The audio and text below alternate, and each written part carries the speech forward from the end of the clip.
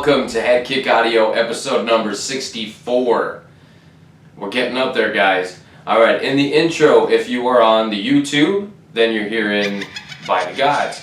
If you are listening via any streaming service, then of course the intro is the boys in Cutthroat Gorgeous, who have been going through some shit, but just like a fam, we're sticking together and we're figuring it out.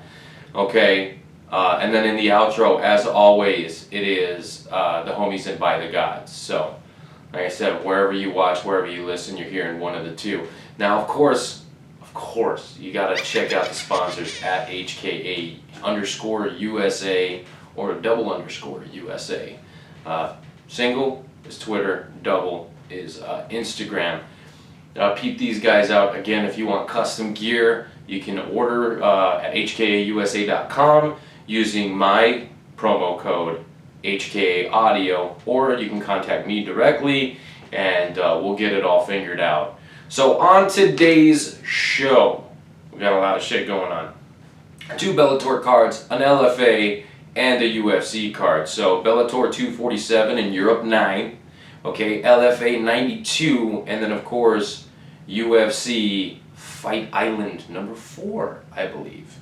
Okay, that was headlined by Holly Holm versus Arin Aldana. Now, I'm gonna be real with y'all. I didn't watch Bellator. I'm just gonna be real.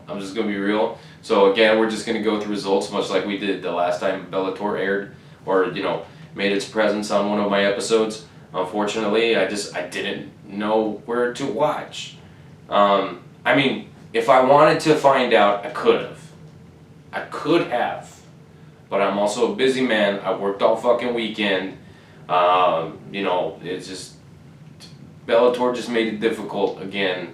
So, and it looked like there was some pretty good fights on this card. So, without further ado, let's get through Bellator 247, which was supposed to be a headline between, Paul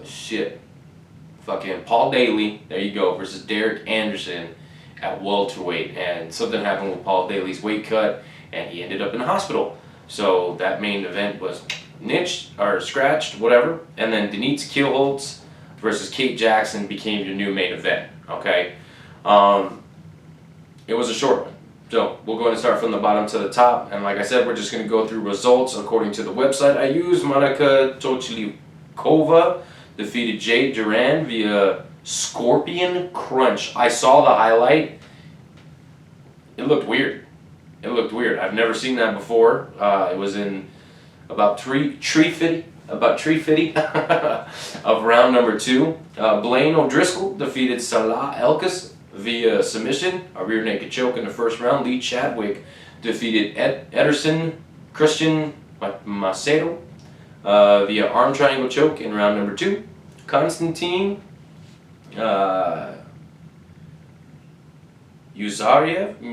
Nusariev defeated Kaiwan Gracie via unanimous decision, 130-27 and a couple 29-28. Juros Jurisic defeated Walter Gahadze via rear naked choke in round number 1. Mandy Bone defeated Griet Eichhout via UD, 30-27s across the board, and Lewis Long defeated Giovanni Melillo via knee bar in round number 1. That was your prelims, and then your main card, you had Chris Duncan defeating Emic Furtado via KO in round number 2. Brian Moore defeated Simone Diana via KO in round number 2. Norbert Noveni defeated Liad Zerhouni via triangle choke in round number 1. And then, of course, Denise Kielholtz defeated Kate Jackson via knockout in round number 1, 43 seconds in. I saw the highlights for that one too. Nasty stuff. So Bellator, their main card for 247, nothing but finishes, and none making it to the 3rd round, with your main event only going 43 seconds. Damn. I might actually go back and try to find that main card so that I can rewatch that, because it doesn't seem like it's going to take a whole lot of time out of my day. All right, and then Bellator Europe 9. Okay, this was headlines by James Gallagher and Cal Eleanor. Cal Eleanor, relative unknown. James Gallagher, Conor McGregor, the great value variety. Let's just go ahead, and I know that's mean, but I said what I said, and that's just the way I feel. I'm gonna butcher these guys too. Okay, so Marek Jakimovic defeated Curtis Dodge via elbows in round number 1. Asael Ajauji defeated Nathan Jessimer via another elbow finish apparently. Kane Mausa defeated Alessandro Botti via split decision. Andrew Fisher defeated Ashley Grimshaw. Interesting. Why does that name sound familiar? Anyway, that was via UD. Third 29-28 across the board. Gokhan Sarikam defeated Joffe Houghton via strikes in round number 1. I can't even pronounce this guy's name. Kodian Duque defeated Carlo Pedersoli Jr. via UD. A couple 30-27s and a 29-27. Now, real quick, I'm going to go back and look at this Ashley Grimshaw cat. Get the fuck out of here, ads. Okay, let me see. 145 pounder. Okay. I don't know. Guy's 0-4 in his last 4. Okay. I know I've heard his name before. Anyway, whatever. I'll just go ahead and continue. Hopefully I didn't close it. Okay. Amir Gui defeated Chris Bungard via split decision, and Sinead Kavanagh returns to the Bellator cage and defeats Katarina Lenner via unanimous decision. Now, Katarina Lenner, her name sounds familiar, like she's from an Ultimate Fighter, the one with the 45 pounders. So, 7-3 overall. No, Katarina. Yeah, okay. Yeah, so she was on the Ultimate Fighter 28 heavy hitters, I guess. Charlie Leary, in your main card now, defeated Kiefer Crosby via doctor stoppage after round number 1. Charlie Ward got a unanimous decision over Andy Manzolo. And James Gallagher defeated Cal Eleanor via rear naked choke in round number 1 and immediately calls for the belt. Now, I don't know about y'all, but if you're going to be calling for the belt, you should at least be beating beating other fighters that people have heard of. Now, let me look up Cal Eleanor because I'm really bad with names. Maybe I recognize his face. I don't know. 8-3 overall, so he's not a terrible record, and he's got a win over Nathan Grayson. Oh, okay. I know who this dude is. All right. So, I recognize his face. Okay, but the general MMA fan doesn't know who the fuck that is. They probably don't even know who James Gallagher is, to be honest. And I don't understand the hype and why Bellator is trying to get behind this kid so hard. I don't know. So I'm gonna move on. LFA 72. My bad. Hold that. Rewind. LFA 92. Sorry, where the fuck am I stuck in 2019? I fucking wish. Wasn't I at LFA 72? I have to find the flyer. Okay, this card was pretty dope. And I'll tell you a couple reasons why. A, shout out to my boy, Team Hawaii Promotions or Team Hawaii Promos, depending on which social media you work. Me and him were promoting Christian Natividad pretty hard, basically since July, okay? He made his LFA and pro debut in July, came away with a knockout in the first round, and his brother anyways, later on in the fucking main event, he knocked out Kyle Estrada in the second round.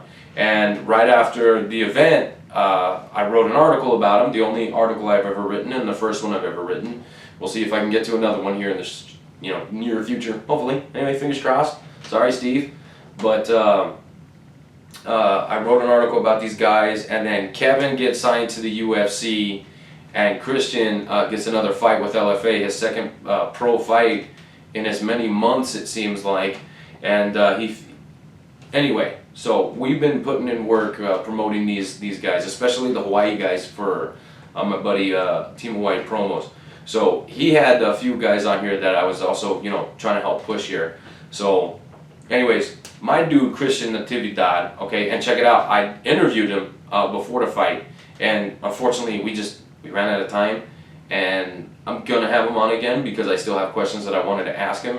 Our questions and answers, like, he would answer a question and it would kind of steer me in another direction, and then I asked a different question as opposed to what I wanted to ask. So sometimes that happens in interviews, so I'm hoping for a part 2 here pretty soon. But anyway, Christian Natividad defeated Jose Hogwin via KO in less than 30 seconds. I mean, go to Fight Pass, look up LFA 92. This is the opening bout. It's not going to take you more than a fucking minute to find, and it's not going to take you more than half a minute to fucking watch it. What are you doing? Go do it. Just go fucking watch this guy blast this dude in the fucking next year.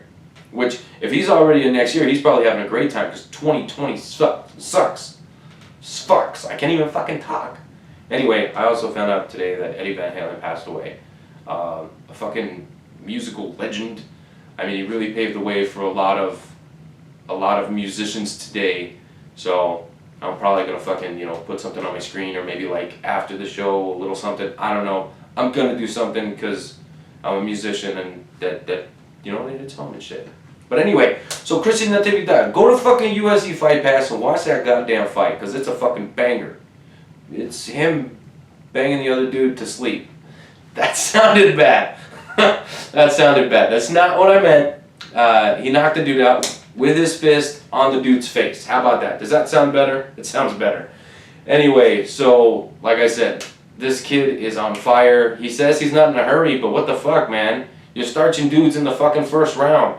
Like, they don't belong in there with you. Jesus. Love that kid. And he's just super calm, super cool, and he doesn't cuss. He doesn't cuss. He cusses less than my children. Anyways, I love that kid. And, he was pushing his employer after the fight. I can respect that. Good for him. Good for Christian Natividad, the boy pounder. Okay, I forgot to say that. It's the boy pounder. Fucking look that dude up. Give him a follow at the boy pounder. Okay? Vyacheslav Borshev defeated Ali Zebian via unanimous decision one of these days. You know what? I'm going to have Mike Kendall on the show. Mike Kendall, I'm calling you out, bro. I want to have you on my show so you can explain. I've only had an announcer on here one time, and I don't know if I ever got to that question at all. Jeff Way, if I did, and I just don't remember, my bad, no disrespect. But I'm going to get Mike on the show, and I want to talk to him about that type of shit. Plus, I want to announce fights one day. You know what I mean? When I'm fucking, done doing this shit. Anyway, so hopefully I can get him on the show, and we could talk about just butchering names, man. Butchering names. Anyway, Rodney Kiloi defeated Mefi Monterroso via flying knee and punches, man. That was pretty dope. So 30 seconds into round number 1, man, these Hawaii guys, they have no chill. It's like they get paid by the second. You know what I mean? They're not in there for overtime at all. So another Team Hawaii guy right there, netting a win in half a minute or less. That's fucking awesome. Ricky Farrar defeated Jacob Thrall via TKO in round number 3. There was an injury. He was coming down with the fucking takedown. I really think Ricky Farrar was going to win that decision anyway. I mean, his wrestling was just on point. He was able to stay out of a lot of trouble. A lot of the submissions of Thrall. And both two guys, I'm not going to say relatively unknown, because I've seen both guys fight a lot. You know what I mean? And especially with the LFA and these organizations that, really push this next generation. So, there was an injury there, so hopefully he's okay. I'm not really 100% sure what happened. Maybe I'll have an update. I don't know. But, Ricky Farrar looked like he was well on his way to earning a unanimous decision. Dakota Bush, Harry Bush, I might add, defeated Brian Del Rosario via rear naked choke. Now look, Brian stepped up on short notice. It was about, I don't know, 4 days, a week, something like that. And he made it so that Dakota Bush was able to put food on the table. So you gotta respect the guy. Anybody stepping in on short notice, whether it was a full camp, half camp, no camp, rolling off the couch, fucking knocking out Rockhold, a la Bisping. I mean, I don't care. You come in and you save a fight, you definitely got my respect because, I fucking talk about it all the time, apparently. But, when I was fighting amateur, my first fight, I had 3 different opponents within 24 hours. You know what I mean? And I didn't hear from the fucking promotion. I found out on my own. You know what I mean? So anyway, this fight stays together. Dakota Bush is able to stay on the card, and he makes good on, his placement and gets a rear naked choke in round number 1. Brian's able to tap, and right as soon as the choke is, released, I mean, he's out cold. So not saying that full camp would have made a difference, but hopefully this kid gets another chance because, like I said, he did save the day for Dakota Bush, who's now looking pretty fucking good. His only losses, I believe, are to LFA champs, and they're either in the Bellator or the UFC. So, I mean, shit, Dakota Bush looking real good. And check it out. I know I'm fucking all over the place today. I'm gonna have Dakota Bush on the show. How you like damn apples?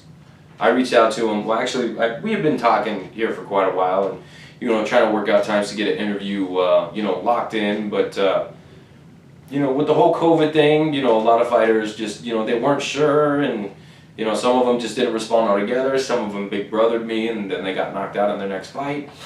But Dakota Bush is he's exciting. He finishes fights. I fucking love the nickname, so I can't wait to talk about that. And he's talking about all the food he's gonna eat. Now, I told him to keep a fucking notebook of that shit, because y'all know that when I interview fighters, I ask about food a lot because I'm really a fat kid at heart. So I'm stoked for that one. And then in your co-main event, Antonio Dos Santos defeated Andre Filo via unanimous decision in a fucking snoozer. And then Asker defeated, I think it's Oscar. That's the way that they were pronouncing on the broadcast, and I actually remember that because I'm like, his name isn't Oscar, it's Asker. But it might be pronounced Oscar, I don't fucking know. So I'm gonna go with Oscar. Oscar defeated Kevin Worth via unanimous decision. It seemed like Kevin Worth really couldn't get anything going, and Asker just, looked like he had better cardio, and he was mixing things up, and really, I think, frustrated Worth a whole lot, earning himself a unanimous decision there. And then UFC Fight Island number 4, again headlined by Holly Holm versus Irene Aldana. This, I believe, was supposed to, if Irene won, then she was going to get to fight Amanda Nunes at 135 pounds. But if Holly Holm won, a lot of people were just like, fuck, she's had 4 title shots in 4 fucking years. What are you doing? You know what I mean? And I get it. These women's divisions aren't exactly deep. You know what I mean? And they might be deep, but no one's streaking. You know what I mean? But I'm going to start this card a little bit differently, okay? I'm going to start from the top and work to the bottom, because let's talk about Holly Holm for a minute. Okay, she's 38 years old. She's fucking headlined or co-headlined every single fucking card she's ever fucking been on in the UFC, I believe. If I'm not mistaken, she was an LFA champ. She's a former UFC champion. Remember, she famously or infamously knocked out Ronda Rousey down under. Okay, so I mean, she's done a lot for women's MMA. You know what I mean? And so I can see the UFC, kind of gifting her title shots. I don't know how I feel about this one, but then again, you got to look at the fucking performance. Holly Holm, holy shit, she looked like a fucking animal, and I mean that in the best way possible. What's a nicer way to put that? Because that sounds fucked up. She looked amazing. She looked great. She looked vicious. She looked fucking like she wanted to hurt Aldana. Now, credit to Aldana, she fucking stayed in there, went the fucking distance with apparently Holly Holm on, I don't want to say on drugs, but maybe she just, realizing that, hey, I'm 38 years old, I don't have a lot of time left in the sport, and if I'm going to get a fucking another title shot, I got to fucking earn it. maybe that's what she was fucking thinking, and she performed that way. She really did. You know, I think she got a takedown every fucking round. Her striking looked, you know, crisp as always. You know what I mean? What you come to know from Holly Holm. And I mean, shit. Like, a lot could be said, but I'm just like, wow. At 38, she's still able to perform and beat like the best in the world, and not, you know, be a frozen one like Tyrone. So, and that sounds like I'm talking shit about Tyrone Woodley. It's because I am. He froze up in his last fight. All three of them. I know Tyrone Woodley can beat the living shit out of me. I'm well aware. Okay. Anyway, that's not the fucking point. Holly Holm looked absolutely amazing. Didn't give a round. Didn't give a minute in this fight. It's just fucking great performance from Holly Holm. Your co-main event? Carlos Felipe defeated Jorgen De Castro via unanimous decision. Boring. Jermaine de Randami, the Iron Lady, defeated Juliana Pena. Now check this out. This was fucking cool. Then this, I don't know if anybody bet on a third round submission from the Iron Lady, but if they would have bet, they would have made a lot of fucking money. Okay. Jermaine has never subbed anybody in her career, I don't believe. And Juliana Pena was supposed to be the better grappler of the two. This was grappler versus striker. Okay? I'm not even going to pretend like Juliana Pena has great striking, because she doesn't. She looks fucking silly on the feet. But her wrestling, her pressure, her pace, usually that's what gets her the fight. When she gets you to the ground, she fucking, you know, she's usually an animal and mauls you. I keep fucking referring to fighters as animals, and I don't know how. I don't give a fuck. Okay, moving on. Look, say what you want, man, but Jermaine de Randami, or if I'm even pronouncing that right, I have no fucking idea. I'm pretty sure I am, but you know. Kudos on the fucking submission win. I don't know what fucking belt you're at in jiu-jitsu, but that shit was fucking cool. I wasn't expecting that, and you fucking put her to sleep. I mean, she was out. It wasn't even a... She went to sleep. It's a technical submission because she didn't tap out. She couldn't. She was...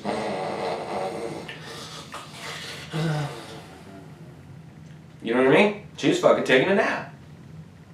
Now, I don't know if she's getting snuffed or what, but she's number one in the bantamweight division. Holly Holm is number two. Holly Holm is the main event. Now, look, they're both former champions. This Juliana Pena, Jermaine de Randami, in my opinion, should have been the co-main event.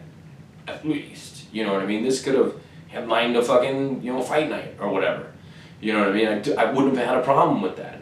Maybe not against Pena, but, okay, Pena, I believe, was ranked number 4, and rankings gotta mean something, so, okay, 2 contenders, yada yada, that could have headlined. Okay, anyway.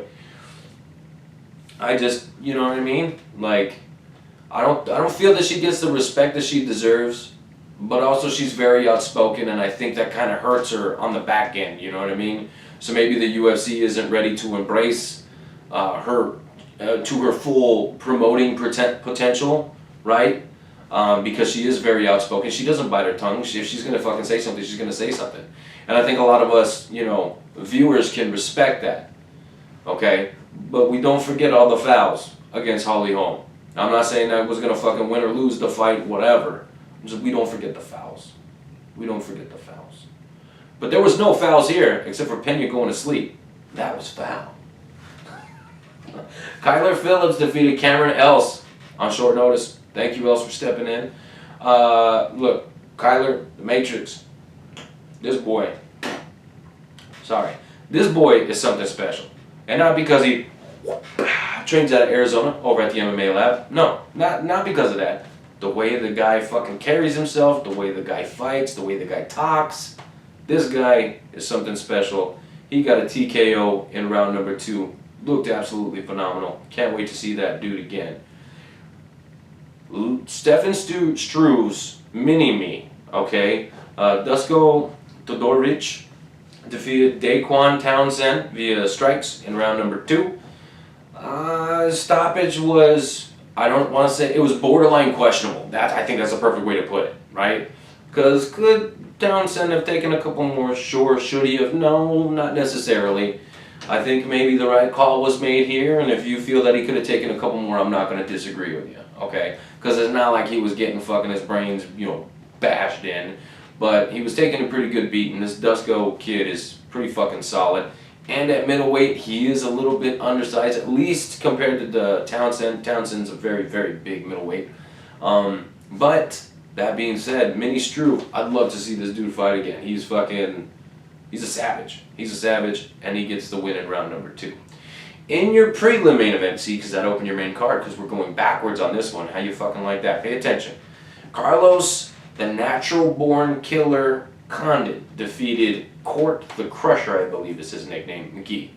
Okay, real quick, Condit, I was watching some post-fight bullshit, right? And Condit was saying that he forgot about Court McGee's nose being broken and to make it a target because he thinks mid-fight that he fixed his own fucking nose. That's some crazy shit. That is some fucking... That's beyond gangster. Is there anything fucking more gangster than gangster? Like just straight G? Like thug? I don't know. I don't know what you call that. That's like fucking the manliest thing you can do in the middle of a fucking fist fight. Fix your broken nose, continue fighting, and then the other guy forgot. Because, anyway, Carlos Condit, I believe, avoids a 7-fight losing streak. His first win since like 2015, some shit like that. I'm not gonna fucking go look it up because y'all should know by now. But Carlos looked a little fucking weird, and then he looked a little good, and then he, by the end of the fight, he looked normal. Like the normal Carlos Condit. That everybody's, the reason why everybody became a fan of this guy, because he's a fucking natural-born killer. Now look, Court McGee is a fucking animal, and no way is he gonna get finished. I don't know how many times he's ever been finished in his career, if any. But this was a great fight for both of them, right? Because both of them are nowhere near title contention. Both of them are nowhere near rankings. Both of them are veterans of the sport, and both of them are tough, durable guys, so you knew you were going to get a nice, 3-round, I wouldn't say war, but a nice 3-round solid fight, and that's what we got. Carlos came out victorious, 30-27s across the board.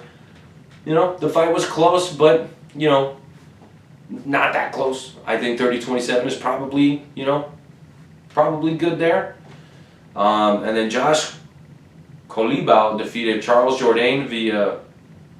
Sorry, he did not defeat nobody. It was declared a majority draw. That's my bad. The first name was Josh, so I said defeated. Anyway, it was declared a split draw. Split draw, majority draw. What is the difference? Oh, when 2 guys call it a draw and 1 guy calls it for somebody else. Okay. I'm schooling myself here. Nazardine Imavov defeated Jordan Williams via unanimous decision, and this kid's got a fucking broken spine, a broken orbital, fucking fractured this, a fractured that, fucking Jesus. And he's a fucking diabetic. This kid right here, though, he's a fucking warrior. He didn't give up. He went the distance. Turns out he fucking broke his back in his last fight, and it didn't get caught till after his next fight. Fuck. Anyway, I thought that fight was also a lot closer till the end, till fucking Jordan Williams started getting beat pretty bad. Loma Lubumi defeated Jinyu Fry, I believe, via unanimous decision. 30-27, 30-27, and a 29-28. Lubumi looking good. So I didn't look to boo her. I looked to applaud. I don't know if that was a good joke or a bad joke. You be the judge, and I don't give a shit. Casey Kenny defeated Hailey Alatang via unanimous decision, 30-25, 30-26, and 30-27. So the scorecard's all over the place, but all they say is Casey Kenny is fucking dominant. His fucking body kicks, I don't know how that guy was even able to fucking breathe. It was brutal. It was nasty. It was just a great performance turned in by Casey Kenny, and all it fucking made me do, especially when it jumps to cage, is like, I want to fight next weekend! Like, bro, you want fans?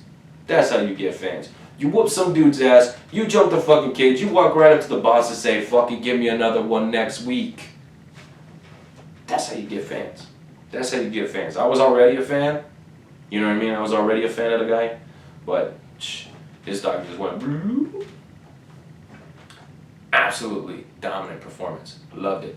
And then Luigi Vendramini defeated Jessine Ayari via strikes in round number 1.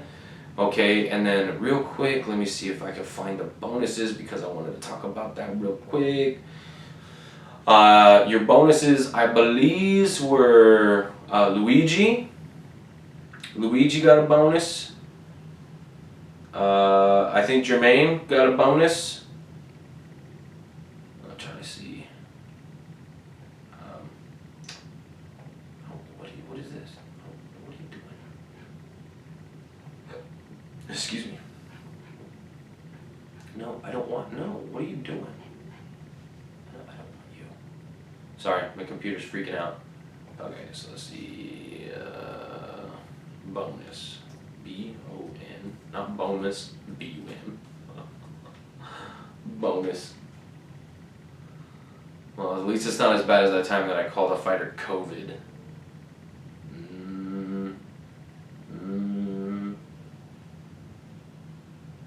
don't know.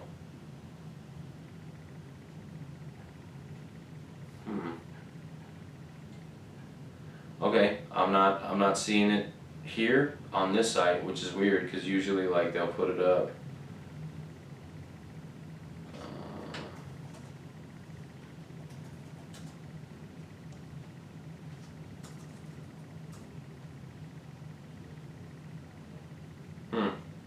I don't know. Well, fuck it. I don't know who they were, but anyway, Luigi, I believe, got a bonus. Okay, so let's see where I'm at with time. Fucking done.